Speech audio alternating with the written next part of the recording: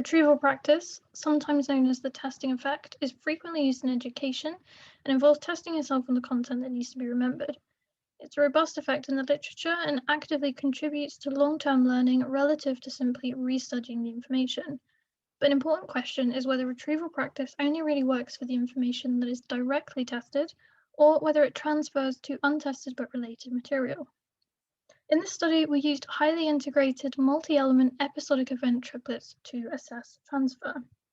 So during an encoding phase, participants were shown triplets consisting of an object, animal, and location, and asked to try and memorize each word triplet as well as you can by forming a meaningful mental image of the three elements interacting.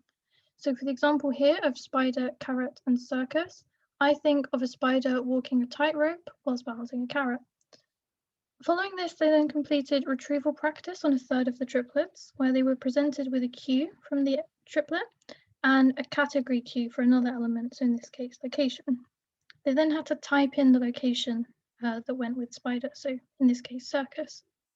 For another third of the triplets, they did re-exposure, and here they were just presented with a pair from a triplet and asked to simply study it again. Crucially, what this meant is that they were only tested on or re-exposed to one pair from each triplet. So if they were asked to retrieve the location that went with spider, this means they never saw the object, which is the carrot. Again, they never saw the pairwise associations between carrot and spider or carrot and circus.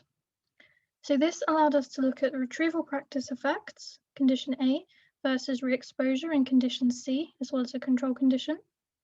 And for transfer, it allowed us to look at untested pairs from retrieval practice condition, condition B, and non-exposed pairs from the re-exposure condition, which is condition D. So we found that for the retrieval practice effect, tested pairs were significantly better remembered than control pairs at final test. But they were not significantly better remembered than the re-exposed pairs.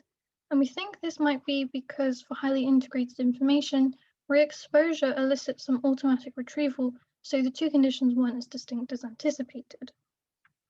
And we did find that untested retrieval practice associations were better recalled than control trials, so transfer did occur, but unsurprisingly, considering we didn't find a retrieval practice effect over re-exposure, untested retrieval practice associations were not better recalled than non-exposed associations from the re-exposure condition.